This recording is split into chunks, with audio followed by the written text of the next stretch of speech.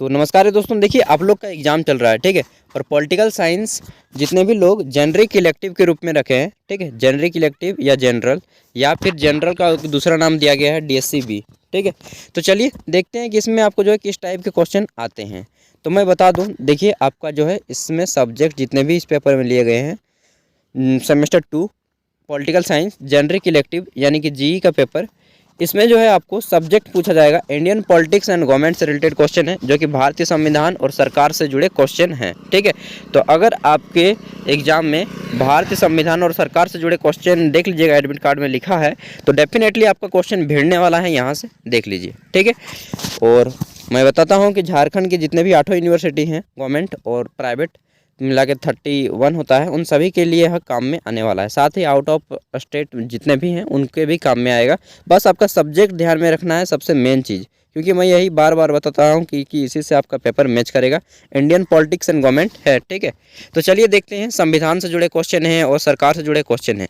समय 3 घंटा है, फुल मार्क्स 100 है, किसी किसी यूनिवर्सिटी में 80 भी होता है, ठीक है। बहुत सारी यूनिवर्सिटी में 80 मार्क्स का है, बहुत सारे में 100 मार्क्स का है, लेकिन टॉपिक सब्जेक्ट सबका सेम रहता है। अब देख लेते हैं। तो पहला है भाग 1, इसमें आपका जेनरिक इलेक्टिव है, 10 ऑब्जेक्टिव क्वेश्चन है, नोट करते जाएंगे। तो पहला क्वेश्चन यहाँ पे बनता है, संविधान निर्मात्री सभा के परामर्शदाता कौन थे, ठीक है। जो सभा था उसको परामर्श कौन दे रहे थे? हु हैज़, मैं इंग्लिश को नहीं पढ़ूंगा क्योंकि बहुत ज़्यादा क्वेश्चन है। Who was the adviser of the constituent assembly? तो राइट आंसर हो जाएगा दोस्तों N राव, ठीक है, BN राव, नोट करते जाइएगा, BN राव। और ये एक सिविल सर्वेंट थे, ठीक है, और ये सभा को जो है अपना परामर्श देते थे। आगे देखते हैं क्वेश्चन नंबर B, इसमें पूछा गया है कि 42वें संशोधन द्वारा प्रस्तावना में क्या जोड़ा गया, ठीक है। 42वें संशोधन द्वारा प्रस्तावना में क्या जोड़ा गया? इसका राइट आंसर हो जाएगा समाजवादी, ठीक है। 3 शब्द जोड़े गए थे, पहला है समाजवादी, दूसरा है आपका धर्मनिरपेक्ष और तीसरा है अखंडता, ठीक है। देखिए यूनिवर्सिटी में जहाँ तक आपका मेरा अनुमान है, बहुत सारी यूनिवर्सिटी में ऑब्जेक्टिव क्वेश्चन पूछा जाता है। यहाँ पे तो वैसे भी सब्जेक्टिव दे दिया है, लेकिन फॉर्म वही है इनका ऑब्जेक्टिव जैसा, ठीक है। आगे देखते हैं, तो नोट कर लीजिएगा। और ये 1976 में हुआ था। समाजवादी, अखंडता और धर्मनिरपेक्ष, ये 3 शब्द जोड़े गए थे। नेक्स्ट है यहाँ पे C नंबर, इसमें पूछा गया है कि भारत के संविधान में कुल कितने अनुसूची हैं, ठीक है। हाँ मैंने scheduled are there in the constitution of India. तो दोस्तों भारत के संविधान में पहले 8 अनुसूचियाँ थी, वर्तमान में 12 हैं, ठीक है। तो 12 इसका राइट आंसर हो जाएगा। D नंबर क्वेश्चन देखते हैं, इसमें पूछा गया है कि कौन सा अधिकार मौलिक अधिकार की सूची से हटा दिया गया है? तो दोस्तों 1978 में 1978 में जो है संपत्ति का अधिकार, ठीक है, प्रॉपर्टी का अधिकार जो है उसको हटा दिया गया मौलिक अधिकार की सूची में। वर्तमान में 6 मौलिक अधिकार हैं, अगर आपको पूछ ले तो आप नोट कर लीजिएगा, ठीक है।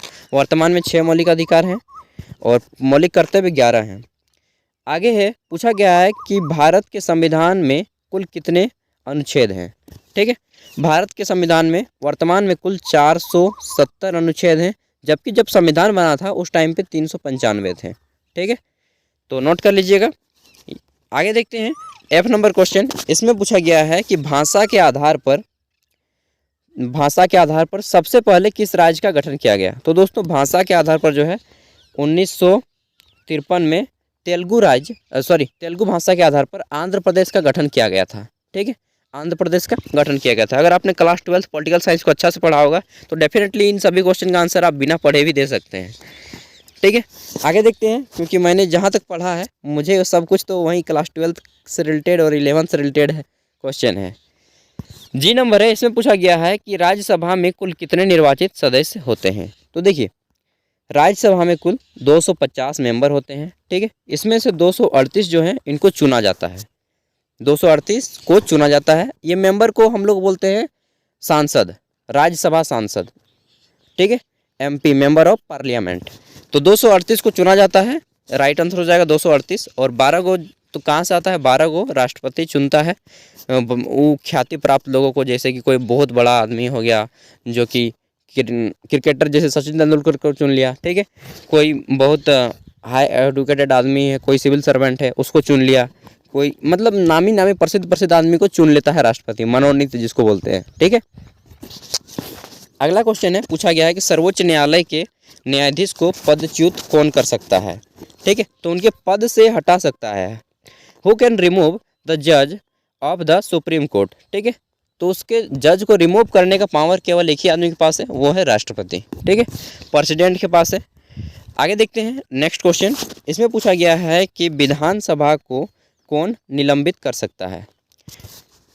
तो कौन निलंबित कर सकता है विधानसभा को। देखिए, विधानसभा को जिस प्रकार से आपका जो है लोकसभा या राज्यसभा तो उठ ही नहीं सकता है। चलिए यहीं पर बात करते हैं ना। विधानसभा जो होता है वो राज्य के लिए होता है, और इसको निलंबित कर सकता है आपका गवर्नर यानी कि राज्यपाल। ठीक है, who can suspend the assembly. ये नोट याद कर लीजिएगा, सस्पेंड इसका हिंदी होता है निलंबन। हम लोग बोलते हैं कि इसको सस्पेंड करना पड़ेगा 3 महीने के लिए। नेक्स्ट है आपका जे नंबर क्वेश्चन। तो पुलिस लोग को सस्पेंड किया जाता है, आपने टीवी में देखा होगा, या फिर कोई भी कर्मचारी जो होता है सस्पेंड हो जाते हैं, उसी को बोलते हैं निलंबन। ठीक है, अगला है कि 2007 में पंछी आयोग का संबंध किस बात से है। तो देखिए, पंछी आयोग जो है यहाँ पे आपका इसका राइट आंसर आप मतलब ऑब्जेक्टिव फॉर्म में तो नहीं दे सकते हैं, अब सब्जेक्टिव में, अगर ऑब्जेक्टिव में दिया हो तभी टिक लगाइएगा। अब मैं इसका क्या बताऊँ। 2007 में बना था पंछी आयोग। ठीक है, और इसमें जो है राजनीतिक और आर्थिक मुद्दों पे बात की गई थी, जहाँ पे सांप्रदायिक दंगे, ठीक है, जातिवाद पे बात की गई थी, फिर सीएम की जो होती है पोजीशन उस पे बात की गई थी।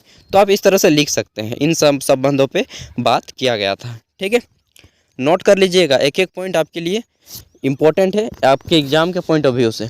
ठीक है, आगे देखते हैं। तो यहाँ पे अब आते हैं आपके short answer type question, 5-5 marks वाले क्वेश्चन। इसमें पूछा गया है धर्मनिरपेक्षता क्या है, व्हाट इज सेक्युलरिज्म।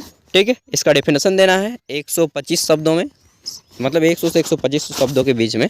अगला है 3 नंबर, राज्य की स्वायत्तता क्या है। ठीक है, what is state autonomy. Next है अब आपका group B, and group B जो है 80 मार्क्स का है। किसी जिनका 80 मार्क्स का फुल पेपर होगा उनके लिए 60 मार्क्स का होगा, और इसमें आपको 4 क्वेश्चन का आंसर करने हैं 20 मार्क्स वाले। एंड इसका आंसर आप लगभग कितने वर्ड्स में दीजिएगा। तो इसका आंसर दीजिएगा 500 वर्ड्स में। ठीक है, अगर 20 मार्क्स का क्वेश्चन रहेगा तो इसका आंसर 500 वर्ड्स में करना है। ठीक है, देखते हैं पहला क्वेश्चन। तो 4 क्वेश्चन का आंसर करना है आपको। अब किसी भी 4 को चुन के मारिए, बोलते हैं कि चुन चुन के निशाने में हूँ मारती, उसी तरह आपको चुन चुन के निशाना मारना है। ठीक है, आगे देखते हैं। तो यहाँ पे पहला क्वेश्चन है कि राष्ट्रीय स्वतंत्रता पर एक निबंध लिखना है। ठीक है, right an essay on national freedom, कि भाई हम लोग आज़ाद हो गए, आपको कुछ पता भी है कैसे आज़ाद हुए, वो चीज़ आपको बताना है। ठीक है, बता दीजिए कि अंग्रेज लोग आया था, लूट के ले गया। ठीक है, मतलब जो भी लिखना है लिख दीजिए यार, जानते ही होंगे डेफिनेटली। ठीक है, 5 नंबर है, भारतीय संविधान की प्रमुख विशेषताओं की विवेचना करें। Discuss in brief the silent feature of Indian constitution. तो भारतीय संविधान की प्रमुख विशेषता क्या है, लिख दीजिए। इसके बारे में हो सकता है आपको नहीं मालूम हो, मैं थोड़ा सा बता देता हूँ। जैसे कि लिख सकते हैं कि भारतीय संविधान विश्व के सभी जितने भी संविधान हैं उस सबसे बड़ा संविधान है। ठीक है, लिखित रूप में। पहले विशेषता कि लिखित रूप में विश्व का सबसे बड़ा संविधान है। दूसरी विशेषता आप ये बता सकते हैं कि भारतीय संविधान जो है यह एक ऐसा संविधान है जो कि समय आने पर इसमें संशोधन भी किया जा सकता है। ठीक है, तीसरा आप दे सकते हैं कि भारतीय संविधान को लचीला बोल सकते हैं और यह समय आने पर कठोर भी हो जाता है। ठीक है, तो इस तरह से आपको आंसर करने हैं। आगे देखते हैं 6 नंबर क्वेश्चन। तो इसमें पूछा गया है कि भारतीय संविधान की प्रस्तावना के मुख्य आदर्शों की विवेचना करें। तो इसका आंसर आपको पढ़ने पे ही मालूम पड़ेगा। प्रस्तावना, वो जो प्रस्तावना क्या है मालूम है, वो नहीं बोलते हैं हम भारत के लोग, भारत के एक संपन्न संप्रभुत्व पंथ निरपेक्ष समाजवादी धर्म, बस वही वाला जो है पूरा का पूरा। ठीक है, उसी को प्रस्तावना बोलते हैं। तो उसके बारे में पूछा गया है कि उसके मुख्य आदर्श क्या हैं। मुख्य आदर्श समाजवादी होना चाहिए हम लोग का, धर्मनिरपेक्ष यानी किसी भी धर्म को हम लोग ना बढ़ावा देंगे ना ही हम लोग बहिष्कार करेंगे, सभी धर्मों का आदर करेंगे। ठीक है, समाजवादी मतलब कि ज़्यादातर सामाजिक चीज़ को बढ़ावा देंगे, सरकारी चीज़ को बढ़ावा देंगे, प्राइवेट को कम देंगे। ठीक है, इसी तरह से आपको बताना है। आगे देखते हैं 7 नंबर क्वेश्चन। इसमें पूछा गया है कि भारतीय संविधान में वर्णित मौलिक अधिकारों का संक्षेप में विवेचना करें। बहुत ही अच्छा क्वेश्चन है, पूछा गया है कि discuss brief the fundamental right in the Indian constitution. ठीक है, भारतीय संविधान में वर्णित मौलिक अधिकारों का संक्षेप में वर्णन करना है। छोटा सा बता देना, केवल 6 को पॉइंट लिख देना, छोटे छोटे पे सभी पे लिख देना। जैसे कि स्वतंत्रता का अधिकार, ठीक है, राइट टू फ्रीडम, उसके बाद स्वतंत्रता का अधिकार, समानता का अधिकार, शोषण के विरुद्ध अधिकार, धार्मिक स्वतंत्रताओं का अधिकार, ठीक है, शिक्षा और संस्कृति का अधिकार। 6 को हैं, उन सभी को 6 को नोट करना है। ठीक है, एक बार देख लीजिएगा, मैं केवल आपको हिंट दे रहा हूँ। ठीक है, और बोलते हैं ना कि डूबते को तिनके का सहारा, बस बस आप लोग समझ गए होंगे। वो देखो वीडियो में बोलता है ना कि समझ गई लाली ने। आगे देखते हैं 8 नंबर क्वेश्चन। इसमें पूछा गया है कि भारतीय राष्ट्रपति के अधिकार एवं कार्य शक्ति की स्थिति का वर्णन करें। Examine the power and position of the Indian president. तो आप बता सकते हैं कि जो भारतीय राष्ट्रपति होता है इसका प्रमुख काम जो है बहुत कम है। ठीक है, वैसे तो यह भारत के प्रथम नागरिक होता है राष्ट्रपति, लेकिन इसके काम बहुत कम है। जैसे कि इनका हो गया किसी भी जो बड़े बड़े अधिकारी होते हैं और बड़े बड़े जैसे कि IAS लोग हो गए हैं, ठीक है, प्रधानमंत्री हो गया, इन सब की नियुक्ति करना है। ठीक है, किसी फंक्शन में जाकर के ये जो है शोभा बढ़ाते हैं, एकदम इसी तरह से लिखना है। इनका कुछ काम नहीं होता है, सच में, मतलब ज़्यादा कुछ काम नहीं होता है, थोड़ा बहुत काम होता है।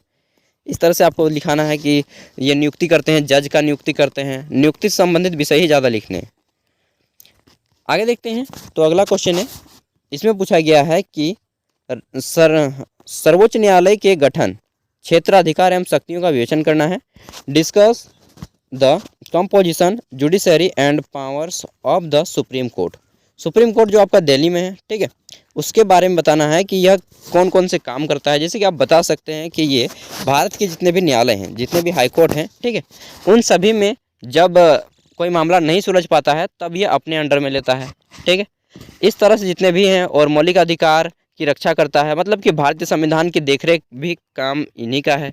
इस तरह से आपको बताने हैं ये कब किसको हटा सकते हैं, सभी जितने भी न्यायालय हैं सभी की देखरेख करते हैं, इस तरह से आपको बताना है। ठीक है, तो ये आपका यहाँ पे कंप्लीट हो जाता है जेनरिक इलेक्टिव का पेपर। लेकिन अब जिनका DSC B है, DSC B है, चाहे आप बोल सकते हैं इसको कि जनरल है, तो जनरल का पेपर यहाँ पे है। मैं केवल ऑब्जेक्टिव को एक बार सरसरी निगाह से और सब्जेक्टिव को भी सरसरी निगाह से बता देता हूँ। जिसका आंसर मुझे आएगा मैं जल्दी जल्दी बताऊँगा। ठीक है, भारत में विविधता में एकता की विशेषता किसने बताई? तो राइट आंसर हो जाएगा दोस्तों, विविधता में एकता की विशेषता बताई है पंडित जवाहरलाल नेहरू ने। अगला है, संविधान में भारत के किस राज्य को विशेष दर्जा दिया गया है? प्राप्त है, तो पहले प्राप्त था किसको? पहले प्राप्त था यार आपका जम्मू कश्मीर को, जो अनुच्छेद 370 दिया गया था, लेकिन अभी नहीं है। ठीक है, अगला है, 1971 में बने महान गठबंधन का ध्येय क्या है? मतलब कि 1971 में बने महान गठबंधन का उद्देश्य क्या था? देखिए, इसमें जो है गठबंधन में इंदिरा गांधी की सरकार बनी थी, बस मुझे इतना ही मालूम है, मतलब मालूम है, लेकिन इसको लिखना पड़ेगा ना, और ऑब्जेक्टिव में हम इसका आंसर आप लोग कर लीजिएगा। ठीक है, आगे देखते हैं, D नंबर पूछा गया है कि मुख्यमंत्री की नियुक्ति कौन करता है? राइट आंसर हो जाएगा, मुख्यमंत्री की जो नियुक्ति है वह राज्यपाल करता है, राज्य का राज्यपाल। ठीक है, आगे देखते हैं नंबर क्वेश्चन। इसमें पूछा गया है कि संविधान संशोधन द्वारा भारतीय संविधान में मौलिक कर्तव्यों को शामिल किया गया है। तो किस संविधान संशोधन द्वारा भारतीय क्या ऐसा बोल रहा हूँ ना जैसे कि मशीन चल रहा है। चलिए, किस संविधान संशोधन में भारतीय संविधान में मौलिक कर्तव्यों को शामिल किया गया? राइट आंसर हो जाएगा 42वां संविधान संशोधन 1976। ठीक है, उस समय जो है मौलिक कर्तव्यों को शामिल किया गया। आगे देखते हैं F नंबर। इसमें पूछा गया है कि लोकसभा भंग करने की शक्ति किसके पास होती है? जिस तरह मैंने बताया कि विधानसभा को भंग करने की जो शक्ति है वो राज्यपाल के पास होती है, उसी तरह से लोकसभा को भंग करने की शक्ति राष्ट्रपति के पास होती है। ठीक है, आगे देखते हैं G नंबर। इसमें पूछा गया है कि राज्यसभा का सभापति कौन होता है? तो राज्यसभा का जो सभापति होता है वह भारत के उपराष्ट्रपति होते हैं। जैसे कि अभी कौन है भारत के उपराष्ट्रपति? जगदीप धनखड़, नाम भी रखा है यार, धन खाने वाला। आपको भी लगा होगा कि मैं जब पहली बार इनका नाम सुना था यार गजब नाम है, जगदीप धनखड़, धन खाने वाला, एकदम मोटा है यार, अपने बॉडी को वेट को नहीं संभाल पाएगा, मालूम नहीं भारत को कैसे संभालेगा यार। वैसे भी उपराष्ट्रपति के ज़्यादा कुछ पावर और पोजीशन नहीं होते हैं। ठीक है, आगे देखते हैं H नंबर। बाबरी मस्जिद के विध्वंस की जांच के लिए कौन सा आयोग गठित किया गया? बाबरी मस्जिद के जांच के लिए कौन सा आयोग गठित किया गया? एक मिनट तो दोस्तों इसका राइट आंसर हो जाएगा आपका 1992 में हुआ था। ठीक है, बाबरी मस्जिद का विध्वंस, और इसके लिए एक आयोग बनाया गया था जिसको बोलते हैं लिब्रान आयोग। ठीक है, और उस समय जो गवर्नमेंट में सरकार थी, मनमोहन सिंह की सरकार थी सेंट्रल गवर्नमेंट में। ठीक है, तो बस इतना लिख दीजिए, लिब्रान आयोग 1992 में। आगे देखते हैं आई नंबर, इसमें पूछा गया है कि आम आदमी पार्टी का गठन किस वर्ष हुआ। तो आम आदमी पार्टी जो कि केजरीवाल जी की पार्टी है, केजरीवाल जो प्राइम सीएम है, ठीक है, दिल्ली के, तो उनकी पार्टी का गठन हुआ था अक्टूबर या कोई भी महीना है, तो 2012 का महीना था, ठीक है, 2012 में हुआ था, महीना मुझे याद नहीं आ रहा है। आम आदमी पार्टी जो गांधी टोपी पहनते हैं, ठीक है, और झाड़ू छाप उनका जो है चिन्ह है, चुनाव चिन्ह है, झाड़ू छाप, सफाया करेंगे। जय नंबर है कि वर्तमान समय में भारत में उच्च न्यायालय की संख्या कितनी है। राइट आंसर हो जाएगा वर्तमान समय में भारत में उच्च न्यायालय यानी कि टोटल हाई कोर्ट की संख्या है 25, ठीक है, कितने हैं, 25 हैं, 25 हाई कोर्ट है। और एक चीज़ बता दूं, जैसे कि 2 राज्यों का ना एक हाई कोर्ट हो सकता है, ठीक है, 2 या 2 से अधिक राज्यों का भी एक ही हाई कोर्ट से काम चल सकता है। जैसे कि कलकत्ता हाई कोर्ट जो है आपका अंडमान निकोबार को भी कवर करता है, आपका कलकत्ता को भी करता है, ठीक है। आगे देखते हैं, तो यहाँ पे आपके 5-5 मार्क्स के क्वेश्चन है। इसमें पूछा गया है कि अनुच्छेद 356 से आप क्या समझते हैं। फिर है दल बदल विरोधी कानून पर एक संक्षिप्त टिप्पणी लिखें। आगे देखते हैं, तो यहाँ पे लॉन्ग आंसर टाइप में क्वेश्चन है आपका पहला कि भारतीय संविधान के सामाजिक आर्थिक आधार पर टिप्पणी लिखें। आगे देखते हैं, तो 5वां है, इसमें पूछा गया है कि राज्य के नीति निर्देशक सिद्धांतों के स्वरूप एवं महत्व पर परीक्षण करें, ठीक है। आगे देखते हैं 6 नंबर क्वेश्चन, तो इसमें पूछा गया है कि भारत के प्रधानमंत्री की स्थिति और इनके अधिकारों की विवेचना करें। नेक्स्ट 7 नंबर की लोकसभा पर एक निबंध लिखें। अगला है किसी राज्य में राज्यपाल की स्थिति एवं शक्ति का वर्णन करें। और 9 नंबर है भारतीय संविधान के संशोधन की प्रक्रिया का वर्णन करें। तो इस तरह से जितने भी क्वेश्चन है, अगर आप इतना क्वेश्चन कर लेते हैं तो डेफिनेटली आपका एग्जाम जो है बहुत बेटर जाने वाला है, सच बता रहा हूँ। लेकिन मेहनत है, बहुत बड़ा मैंने क्वेश्चन आपको दे दिए हैं, ठीक है। तो मिलते हैं अगले वीडियो में, तब तक के लिए बाय। एंड इसका पीडीएफ का लिंक आपको वीडियो के डिस्क्रिप्शन में मिल जाएगा, वहाँ से अभी आप लोग देख सकते हैं। एंड सेमेस्टर 3, 4, 5, 6 जितने भी आपका जब तक ग्रेजुएशन कंप्लीट होगा ना, तब तक ये पूरा का पूरा यहाँ पे पढ़ाई का चीज़ मिल जाएगा, ठीक है। और सब्सक्राइब कर लीजिएगा, बाकी आपकी मर्जी यार, ठीक है। यार मुझे दौड़ना है, थोड़ा सा दौड़ लेता हूँ। बाय।